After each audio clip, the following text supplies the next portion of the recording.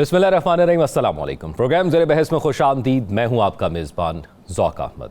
नाज़रीन, जस्टिस याहिया अफरीदी ने पाकिस्तान के 30वें चीफ जस्टिस के तौर पर आज हल्फ ले लिया है और फर्स्ट टाइम ऐसा हुआ है कि पार्लियामेंट की एक कमेटी ने किसी चीफ जस्टिस का इंतखाब किया हो और तकरीबन 3 दहाइयों बाद सीनियरिटी वाला जो फार्मूला था वो भी जो है उसको नज़रअंदाज किया गया और अब जो एक आइनी तरमीम 26वीं पेश हुई थी उसके मुताबिक नए चीफ जस्टिस का इंतखाब हुआ।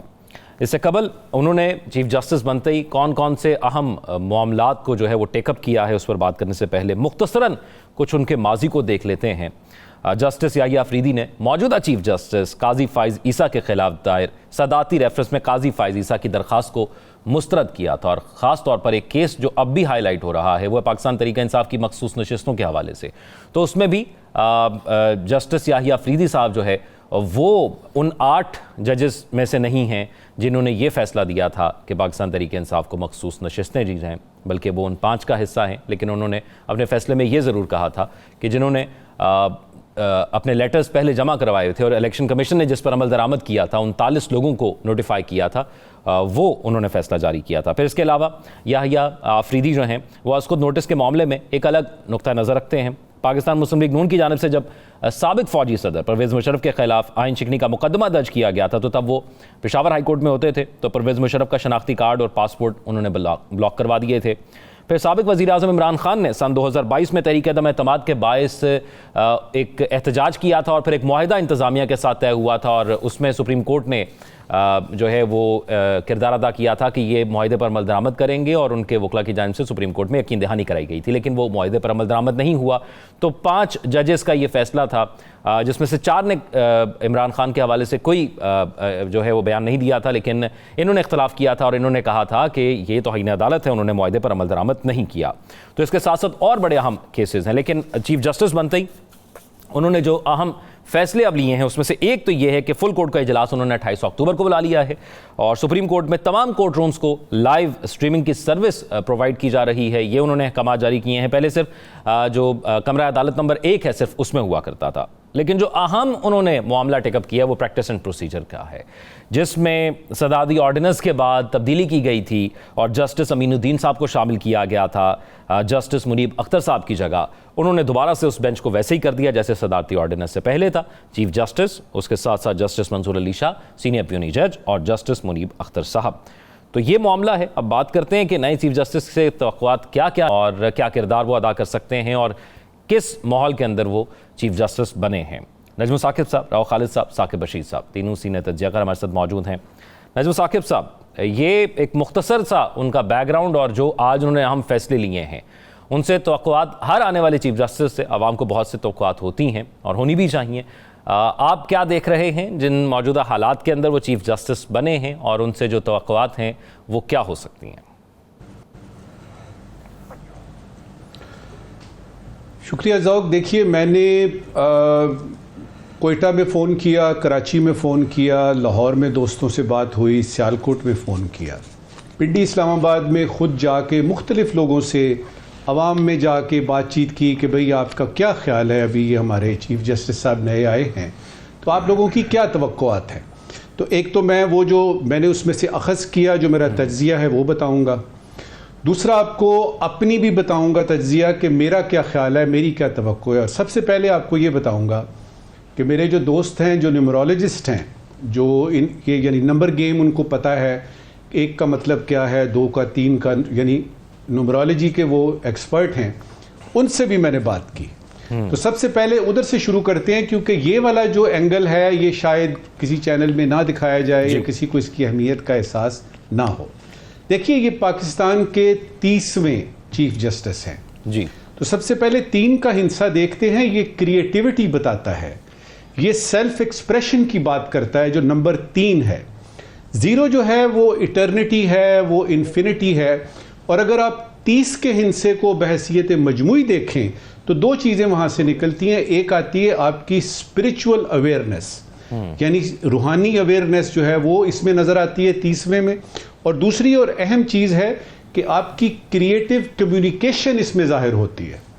तो न्यूमरोलॉजी के मुताबिक अगर हम देखें तो अगर ये 30वें चीफ जस्टिस हैं तो इनसे हमें तवक्को रखनी चाहिए कि इनका अंदाज़े बयान बड़ा क्लियर होगा, क्लैरिटी से आएगा और क्रिएटिविटी होगी इसमें, और इसमें अवेयरनेस होगी। अवेयरनेस का मतलब यही नहीं होता कि सिर्फ सामने चीज़ें आसपास के वो, तो इसको यानी बताने के बाद वो जो मैंने अपने दोस्तों से और आवाम से कुछ यानी लोगों से बातचीत हुई, उसमें से जो मुझे पता लगा कि अवाम क्या चाहती है, तो अवाम जो चाहती है वो 4-5 पॉइंट्स मैंने लिखे हैं। सबसे पहले अवाम ये चाहती है कि 8 फरवरी के जो इलेक्शन के नताइज हैं उसमें ये जो नए आने वाले चीफ जस्टिस जिन्होंने आज हल्फ लिया है वो कुछ इंसाफ का रास्ता निकालें। तो ये है तवक्को नंबर 1। ठीक। तवक्को नंबर 2 ये है कि सुप्रीम कोर्ट के फैसलों पर अमल दरामद कराया जाए। वो जो भी फैसला हो, अक्सरियती है, फुल बेंच का है, डीबी का है, कोई फैसला आ जाए तो उसको अमल दरामद कराया जाए। तीसरा है कि सुप्रीम कोर्ट के इख्तियारात सुप्रीम कोर्ट को वापस दिलवाए जाए। ये बड़ा यानी अहम पॉइंट है। जब 2-3 लोगों ने ये कहा ना जी कि हम ऐसी सुप्रीम कोर्ट चाहते हैं जिसकी अपनी अलहदा से साख हो, शनाख्त हो, उसके पास इख्तियारात हो, अथॉरिटी हो, क्योंकि वो सबसे बड़ी कोर्ट वही है। बेंच बनाते वक्त, जब भी कोई बेंच बनाते हैं तो हुकूमत और अवाम की तवक्कुआत में कोई बैलेंस क्रिएट किया जाए, क्योंकि हमारे यहाँ ये एक तासुर है जो कि कभी कभी ठीक लगता है, कभी गलत लगता है कि जब बेंच बनता है तो आपको फैसले का अंदाजा हो जाता है। तो ये तवक्को की जा रही है कि ऐसा ना हो कि यही सिलसिला चले और बेंच बनते रहे और हम पहले से हमें पता हो कि फैसला क्या आना है। तो बैलेंस थोड़ा सा क्रिएट। अच्छा, अब इसके बाद ये है कि मेरी तवक्को ज़ाती जो है, चूँकि मैं इस वक्त आपने मुझसे सवाल पूछा है, मेरी तवक्को ये है कि हमारे ये जो नए चीफ जस्टिस हैं इज़्ज़त माब याहिया आफरीदी साहब, ये एक अच्छे लीडर को जो उनको जानते हैं, जिन्होंने उनके फैसले पढ़े हैं, जिन्होंने उनका किरदार देखा है, उनको करीब से जानते हैं, उनके साथ दोस्ती रखी है, रिश्तेदारी है, वो ये जानते हैं कि मैं ये जो बात कर रहा हूँ मैं आउट ऑफ द ब्लू नहीं कर रहा, इसके पीछे कोई लॉजिक है। मेरी ये तवक्को होगी कि मेरे चीफ जस्टिस साहब, हमारे ये 24 करोड़ लोगों के चीफ जस्टिस साहब जो आज बने हैं, वो एक अच्छे लीडर बने। और वो उसकी शनाख्त क्या होगी या उसका पैरामीटर क्या होगा कि जब वो अपनी मुलाजमत की मुद्दत ख़त्म करके जाएं, आज तो पहला दिन है ना चीफ जस्टिस का, जब वो जाएं तो उनके चेहरे पे मुस्कुराहट हो और आवाम के दिल में इत्मीनान हो। आगे चलते हैं। राव खालिद साहब, अब इस मामले के हवाले से ये तवक्कुआत का जिक्र जो नजमुल साकिब साहब ने किया, लेकिन आज जो ये प्रैक्टिस एंड प्रोसीजर केस के हवाले से जो कमेटी दोबारा तश्कील दी गई है, पीटीआई के दोस्तों ने दोबारा से तवक्कुआत लगा ली हैं उनसे, तो आपको क्या तवक्कुआत हैं? देखिए, तवक्कुआत तो तमाम चीफ जस्टिस जो होते हैं ये बहुत आला मनसब है। आप कह लें कि इंसान की ज़िंदगी और मौत खुदा के बाद इनके हाथ में होती है, तो इससे इसकी मनसब की आप जो है उसका अंदाज़ा लगा लें कितना बड़ा मनसब है ये। तो तवक्कुआत ठीक होती हैं, लोग काम भी ठीक करते हैं। हमारे जैसे मुल्कों में जो बुनियादी मसाइल जहाँ पे आते हैं वो ये होता है कि आईन और कानून के मुताबिक काम किया जाए तो नॉर्मल रहती हैं चीज़ें और नॉर्मल ही चलती हैं, कोई बहुत बड़े मसाइल पैदा नहीं होते। लेकिन हमारी हुकूमती और रियासती ज़रूरियात समटाइम्स भारी पड़ जाती हैं, तो वहाँ पे आके फिर मामलात कह लें कि थोड़े से तब्दील होना शुरू होते हैं और फिर उसकी वजह से समटाइम्स चीज़ें बहुत ज़्यादा ख़राबी की तरफ भी चली जाती हैं और फिर उसको ठीक करना फिर कई दहाइयाँ लग जाती हैं उन चीज़ों को ठीक करते करते। जैसे हम जस्टिस मुनीर की बात करते हैं जब, और फिर मार्शल्लाह की एंडोर्समेंट्स की बात करते हैं, जुल्फ़िकार अली भुट्टो की फांसी की बात करते हैं, प्राइम मिनिस्टर्स की डिस्क्वालिफिकेशन की बात करते हैं और बल्ले के निशान की बात करते हैं। तो ये वो चीज़ें होती हैं जो आपको फिर कह लें कि एक ऐसी जगह पे ले जाती हैं जहाँ पे फिर आपको निकलने के लिए बड़ी कोशिश करनी पड़ती है, आपको अपनी रिवायात को वापस आने के लिए और चीज़ों को ठीक करने के लिए बहुत टाइम लग जाता है।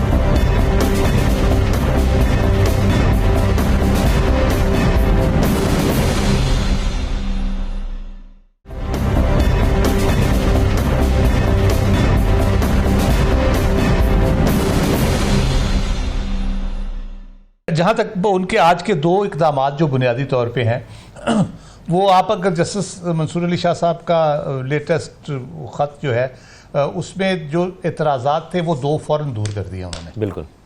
एक जो प्रैक्टिस एंड प्रोसीजर वो बहाल कर दी है, दूसरा उन्होंने फुल कोर्ट मीटिंग कॉल कर ली है। तो इसका मतलब ये है कि वो 14 साल से वो इस सर्किट में हैं, ये जजेस के सर्किट में, और तकरीबन 6 साल से सुप्रीम कोर्ट में हैं। उनके पर्सनल रिलेशनशिप चीज़ें और जिस तरह से उनके पर्सनैलिटी के बारे में पता चला है कि बहुत मनरंज किस्म के आदमी हैं, तो इस किस्म के लोग रिलेशनशिप बनाने, निभाने और उनको चलाने में। अच्छा राव साहब, किसी जगह में अगर ये आपने कहा कि ये जो मंसूर अली शाह साहब के खत था उसमें ये दूर किया, तो अगर 28 को फुल कोर्ट होता है और मंसूर अली शाह साहब उसमें नहीं शामिल होते, तो क्या ये भी इम्पैक्ट डालेगा, क्योंकि वो तो छुट्टियों पे? आजकल के टेक्नोलॉजी के दौर में शामिल होना कौन सा मुश्किल काम है, वीडियो कॉल पे वो शामिल हो जाएंगे। वो तो मेरा नहीं ख्याल के, और होंगे भी, मेरा ख्याल है होना भी चाहिए, और मेरा ख्याल है वो वीडियो कॉल पे उसमें शामिल होंगे, उस जो फुल कोर्ट है। राइट। और मेरा ख्याल उनके मशवरे से ही शायद की गई हो, ये मेरी अंडरस्टैंडिंग है। याहिया अफरीदी साहब के बारे में बात कर रहा था, वो थोड़े रवायत पसंद भी है, और न्यूमरोलॉजी की बात की तो मुझे ऐसे ही याद आ गया कि एस्ट्रोलॉजी में भी बहुत सी चीज़ें हैं।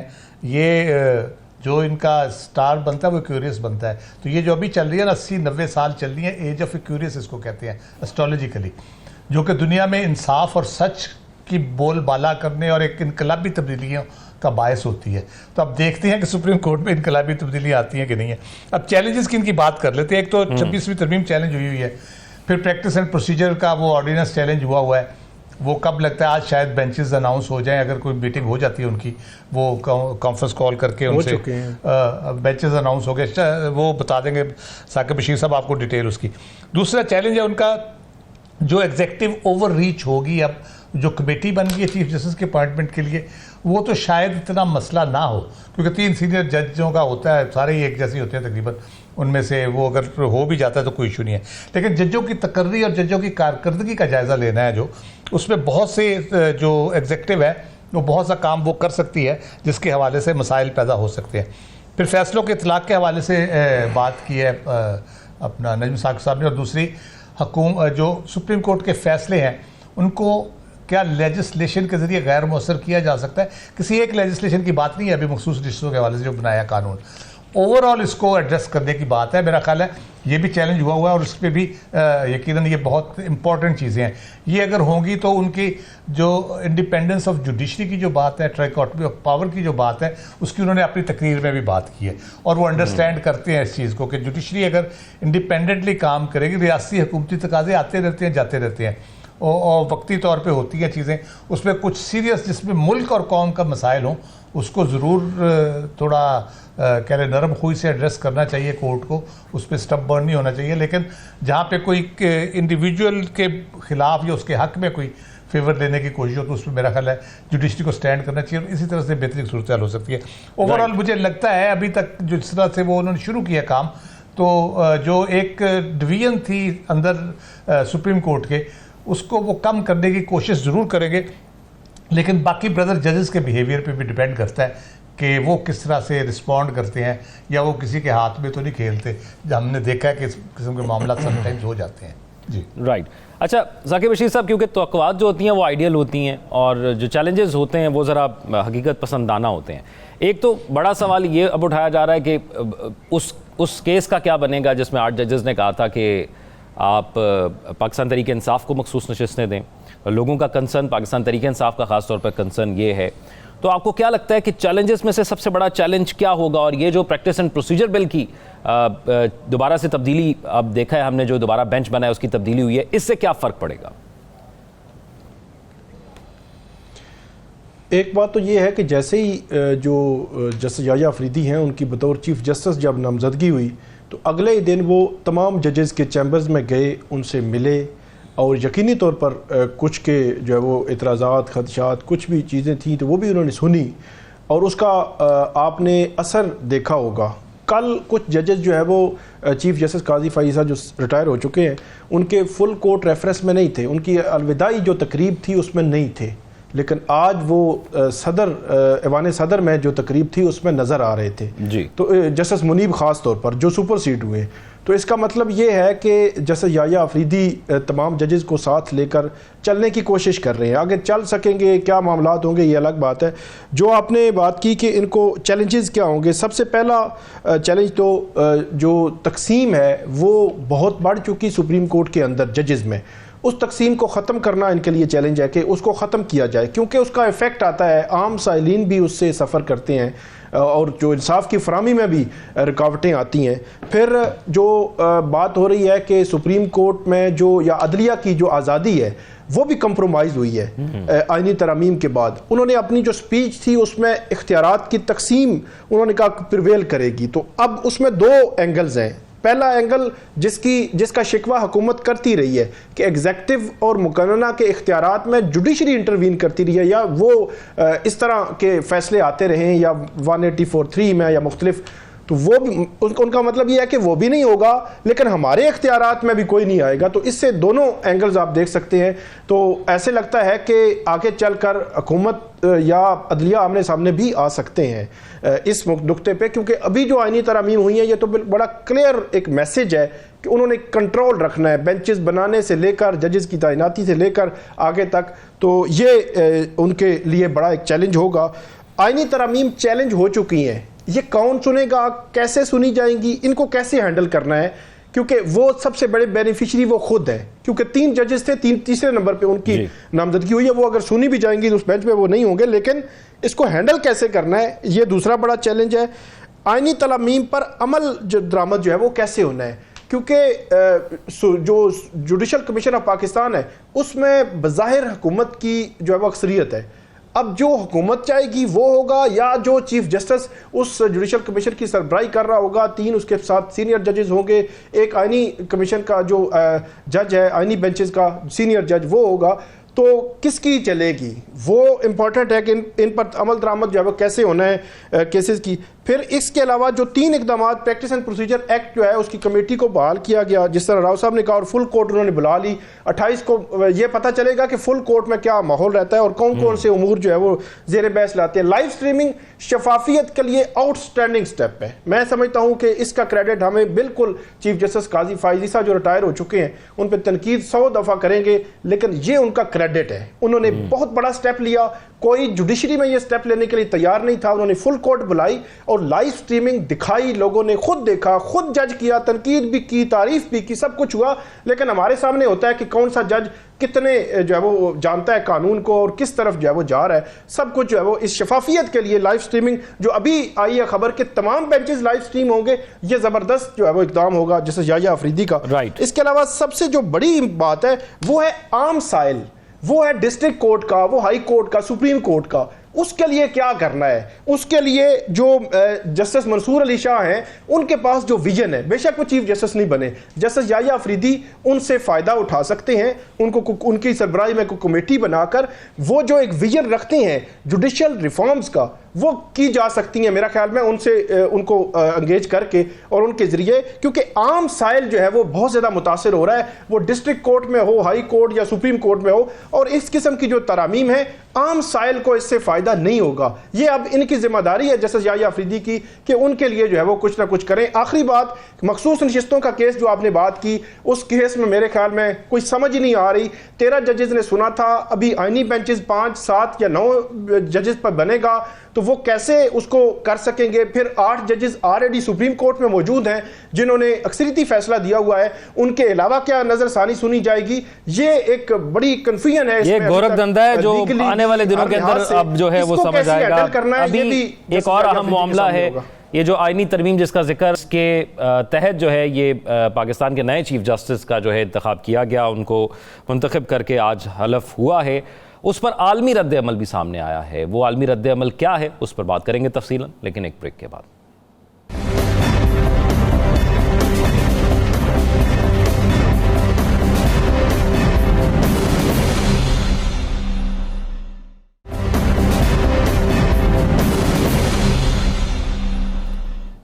ब्रेक के बाद खुशामदीद नाज़रीन, अब बात करेंगे 26वीं आईनी तरमीम पर आलमी रद्द-ए-अमल के हवाले से। मैं मुख्तसरन आपको बता देता हूँ कि मुख्तलिफ जगह पर क्या रद्द-ए-अमल सामने आया, फिर अपने तज्ज़ियाकारों से इस हवाले से उनकी राय जानेंगे। 26वीं आईनी तरमीम पर UN इंसानी हकूक़ चीफ के तहफ़्फ़ुज़ात सामने आए। उन्होंने कहा है कि पाकिस्तान में 26वीं आईनी तरमीम की मंजूरी के अमल पर खदशात का इजहार किया। आईनी इस्लाहात जल्दबाजी में नहीं होनी चाहिए और इस मामले में इंसानी हकूक़ के बैनुल-अक़वामी कानून को मद्देनज़र रखना ज़रूरी है। एक और एतराज़ भी सामने आया, वो अक़वाम मुत्तहिदा के सरबराह इंसानी हकूक़ का 26वीं आईनी तरमीम पर तहफ़्फ़ुज़ात का इजहार उनकी जानिब से किया गया। उन्होंने कहा कि उन्हें ख़दशा है कि यह तरमीम अदलिया की आज़ादी को शदीद मजरू कर देगी। उसके साथ साथ ICJ, जिसे इंटरनेशनल कमीशन फॉर जुरिस्ट कहा जाता है, उसने एक बयान में कहा है कि आईनी तरमीम को अदलिया की आज़ादी के लिए धचका करार दिया है, जबकि पाकिस्तान ने आईनी तरमीम पर अक़वाम मुत्तहिदा की तनकीद को मुस्तरद किया। मामला सिर्फ यहाँ तक नहीं है, एक और मामला भी है, वो ये है कि अमरीकी कानून साजों ने इमरान खान की रिहाई के लिए अमरीकी सदर को एक बार फिर से ख़त लिखा है और 60 से ज़्यादा अरकान ने अमरीकी सदर जो बाइडन को ये ख़त लिखा है। तो एक तो आईनी तरमीम को जो है वो तनकीद का निशाना बनाया गया है, और फिर एक और ख़त जिसको पहले भी हुकूमत की जानिब से कहा गया कि ये हमारे मामलात में मुदाखलत है, एक बार फिर से ये लिखा गया है। तो राव खालिद साहब, एक तो ये ख़त के हवाले से बताइएगा कि आप कैसे देख रहे हैं कि साइफ़र से हिमायत याफ्ता ख़तों तक की इस कहानी को, और दूसरा फिर ये जो हमारी तरमीम की गई है, इसको आलमी सतह पर कुछ जगहों पर तनकीद का निशाना बनाया गया।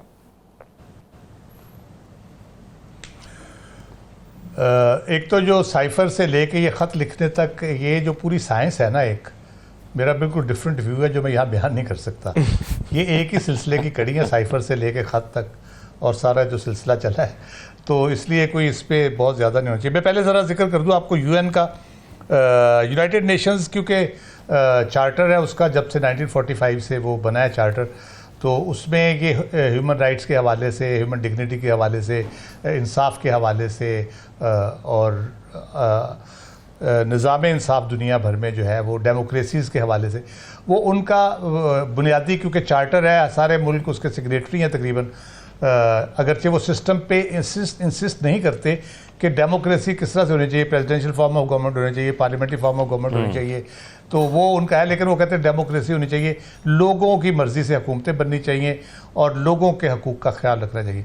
इसलिए वो जहाँ पे भी कोई चीज़ देखते हैं ऐसी जो उस चार्टर में उनके हिसाब से थोड़ी सी ऊपर नीचे हो रही है, तो वो बयान ज़रूर जारी फरमाते हैं। ये वोल्कर ट्रक साहब ने कश्मीर पे भी इनकी रिपोर्ट्स वगैरह हैं, इसराइल के हवाले से भी बहुत सारे बयान दे चुके हैं, अभी दिया है, लेटेस्ट भी दिया है इन्होंने, जो ओमान के अंदर जो कुछ उधर उन्होंने किया है सारा अक्रॉस द बॉर्डर और सारा ग़ज़ा में हो रहा है, सारा कुछ बयान दिया है।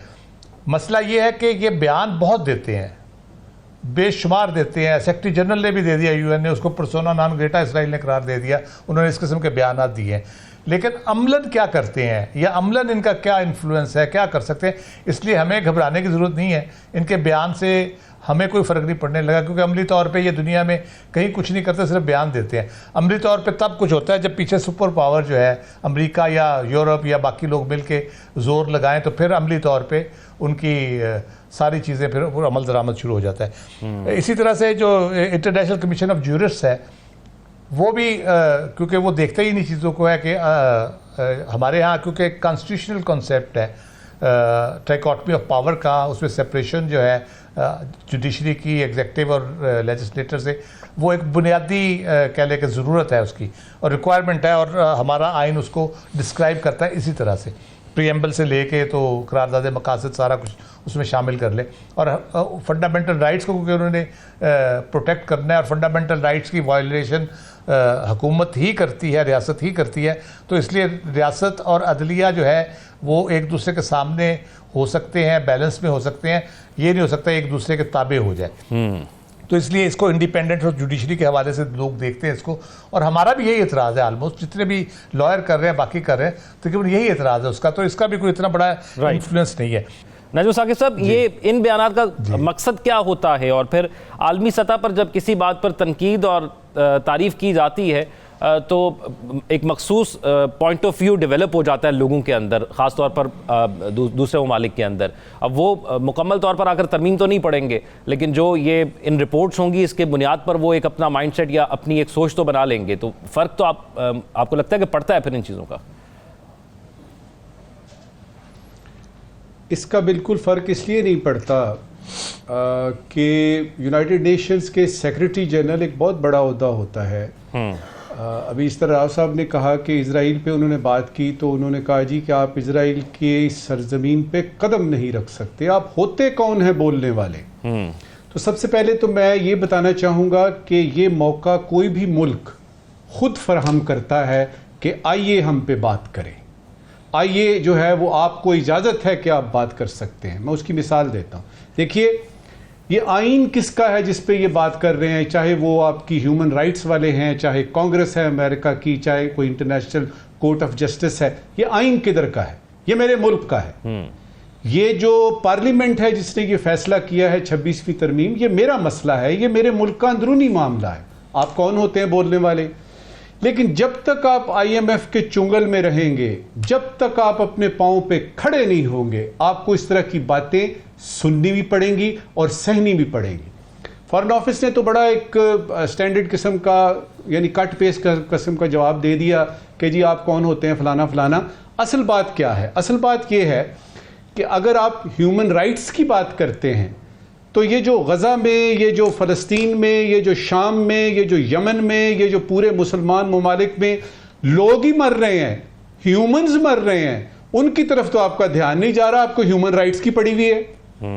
उधर क्यों नहीं देखते? इसलिए कि इजराइल है वहां पे अमेरिका खुद है।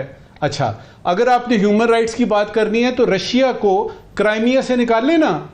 ये जो जंग हो रही है इसको बंद करें, देखें कितने ह्यूमन ज़ाया हो रहे हैं। गजा में आप क्या कर रहे हैं? फ़लस्तीन को उसके हुकूक दें, कश्मीरियों को उनके हुकूक दें। वहां पे जो ह्यूमन राइट्स की वायलेशन हो रही है वो आपको नजर नहीं आती, आपको सिर्फ पाकिस्तान नजर आता है। मैं फिर कहूंगा ये मौका खुद फराम करते हैं। उसकी मिसाल आखिरी दूंगा कि ये जो डिस्क्रिमिनेटरी होता है ना हिसाब किताब, यानी ये जो दुनिया आलमी रद्द-ए-अमल की जो आप बात कर रहे हैं, हिंदुस्तान की सुप्रीम कोर्ट है, उसमें एक केस जाता है कि जी ये 370 और 35A जो है आप इसको वैलिडेट करते हैं कि नहीं करते, और अगले मिनट में वो कहते हैं जी हम वैलिडेट करते हैं। उस वक्त तो कोई आईब्रो नहीं खड़ी हुई, किसी ने सवाल नहीं किया, उधर तो आप बोले नहीं है, वो तो किसी को आपने देखा ही नहीं। इधर हम अपने मामला ठीक कर रहे हैं। देखिए मेरे जो तहफ़्फ़ुज़ात हैं इस 26वीं तरमीम के बारे में वो अपनी जगह पे हैं, ये मेरे घर का मामला है, मेरे तहफ़्फ़ुज़ात हैं, लेकिन मैं किसी को इजाज़त नहीं देता हूं कि वो मेरे अंदरूनी मामलात में आके मुझे डिक्टेशन दे। और उसमें फिर से कहूंगा कि काश वो दिन आए कि मेरा मुल्क अपने पांव पे खड़ा हो, IMF का कोई चुंगल ना हो, किसी किस्म का हमने कर्ज ना देना हो, कोई दयानतदार हुकूमत यहाँ पे मौजूद हो और यहाँ पे जो है वो शेर और बकरी एक ही घाट में पानी पीते हो। आप यकीन कर लीजिए इस तरह का कोई बयान किसी भी तरीके से कहीं से नहीं आएगा। इंशाल्लाह ये दिन भी हम देखेंगे जो जिसका जिक्र आप अक्सर करते होते हैं, जो पॉजिटिविटी के साथ आप करते होते हैं। साकिब बशीर साहब, अंदरूनी मामलात में ये बैरूनी बयानात, पाकिस्तान का जो रद्द-ए-अमल है, ये पाकिस्तान का रद्द-ए-अमल इतना ही होगा? इससे ज़्यादा जिस तरह राव साहब ने सजेस्ट किया कि वहाँ पर भी जाके बात करें, वहाँ पर भी बताएं कि ये इस तरह हो रहा है, या बस जैसे चल रहा है वैसे ही चलेगा? रद्द-ए-अमल तो मेरा ख्याल में कोई इससे ज़्यादा शायद वो नहीं देंगे, जो उन्होंने ऑफिशियली देना था दे चुके। और जो बात की जा रही है कि मुख्तलिफ जो इदारे हैं, तंजीमें हैं, इस किस्म की जो लेजिस्लेशन है या रिपोर्ट्स जारी होती रहती हैं, उन पे अमल दरामद तो ज़रूरी नहीं होता, लेकिन यह है कि उनकी जानिब से जो सवालात उठाए गए हैं वो किसी हुकूमत की जानिब से मेरा ख्याल में नहीं है। इंडिपेंडेंट जो ख़त के अलावा मैं बात कर रहा हूँ, जो इंडिपेंडेंट जो इदारे हैं मुख्तलिफ, उनकी जानिब से जो ये इंडिपेंडेंस ऑफ जुडिशरी के हवाले से सवालात उठाए गए हैं, मेरा ख्याल है कि उसको अगर हम इंटरनली भी देखें तो ये सवाल तो पाकिस्तान के अंदर भी जो लोग जो है वो समझने वाले हैं इस आइनी तरामीम के असरात को, वो भी उठा रहे हैं। फॉर एग्ज़ाम्पल इन्होंने जो बात की है कि जो 26वीं आइनी तरमीम है इससे अदलिया की आज़ादी को धचका लगेगा, तो ये बात हम ख़ुद भी डिस्कस कर रहे हैं कि डेफिनेटली ये जो 26वीं आइनी तरमीम है उसको मतलब इन रिपोर्ट्स में कोई ऐसे एलिमेंट्स आना, ऐसे जो खदशात का इजहार करना जो चीज़ें हम खुद डिस्कस नहीं कर रहे और वो ऐसी को हमारे अंदर मुदाखलत है, उस पर तो हम बात कर सकते हैं, लेकिन जो चीज़ें हम खुद डिस्कस भी कर रहे हैं, आवाज़ भी मुख्तलिफ फोरम्स पे उठा रहे हैं, उनको मेरे ख्याल में उसको देखना जो है, उसमें मेरा नहीं ख्याल कि कोई हर्ज है। ये अदलिया की आज़ादी की उन्होंने बात की कि उसको दचका लगेगा कि इंडिपेंडेंस ऑफ जुडिशरी के आप जिस तरह की जो आइनी बेंचेस की हमने बात की थी, और जो रूल ऑफ लॉ है उससे फिर जब अदलिया की आज़ादी कंप्रोमाइज़ होगी तो उस पर रूल ऑफ लॉ पे भी उसका असर आएगा।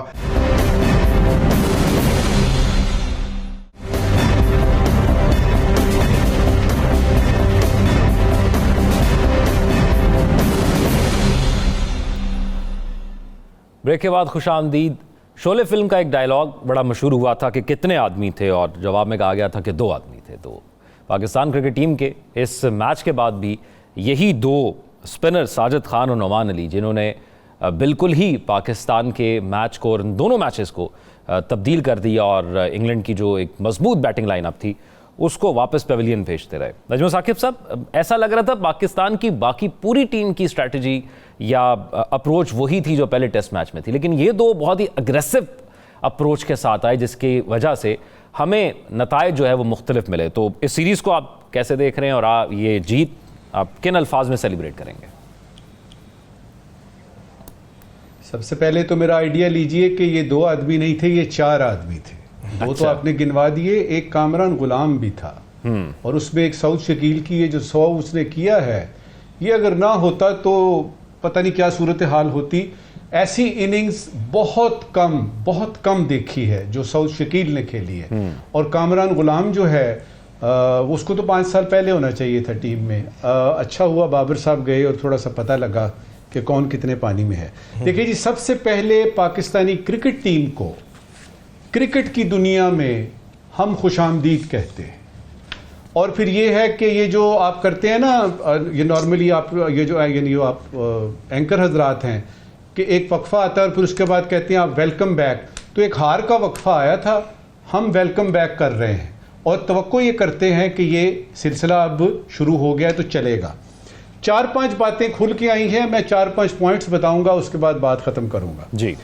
देखिए, पता ये चला याद रहे कि 39-40 में से 39 विकेटें इन दोनों ने ली जी।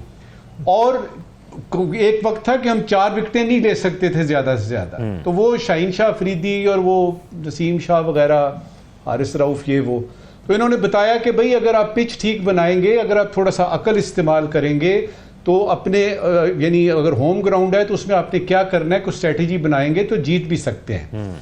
4-5 चीजें खुल के सामने आई। क्रिकेट से सियासत निकाल दें तो पाकिस्तान को हराना बड़ा मुश्किल है। नंबर 2, दिल लगाकर मुल्क के लिए खेलें तो 2-3 खिलाड़ी काफी हैं, टैलेंट बहुत है। फिटनेस से ज्यादा अहम चीज परफॉर्मेंस है। जिस तरह नुमान अली की फिटनेस का है ना, ये फिट नहीं है, उसने देखें कैसा फिट किया है दुनिया की एक बड़ी टीम को। तो फिटनेस नहीं, परफॉर्मेंस पे देखें परफॉर्मेंस कैसी है। आगे चले, कोचेज और मैनेजर्स और कैप्टन्स की तो बातें आप करते हैं, ये जो पिच बनाने वाले हैं ना, इनको भी थोड़ा मकाम मर्तबा दें। कमाल है क्या पिच बनी मुल्तान की और क्या पिच बनी रावलपिंडी की, समझ ही नहीं आ रही थी। ये लग रहा था किसी और जगह की, किसी और दुनिया की पिचें हैं।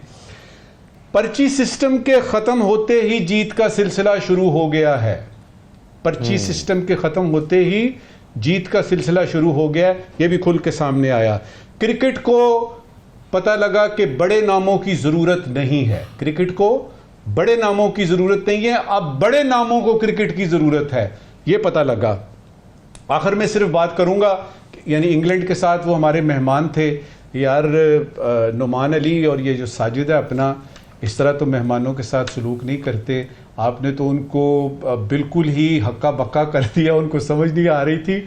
बल्कि वो जो उनके कैप्टन है वो कह रहे थे कि हमने बहुत कुछ सीखा है और अब हम जब न्यूजीलैंड जा रहे हैं तो बड़ा कुछ हमने सबक सीखे हैं। देखिए, सबक सिखाते हैं लेकिन इतना यानी इस तरह का सबक जो है, यकीनी तौर पर मुबारक हो आप चारों को जिनके मैंने नाम लिए हैं।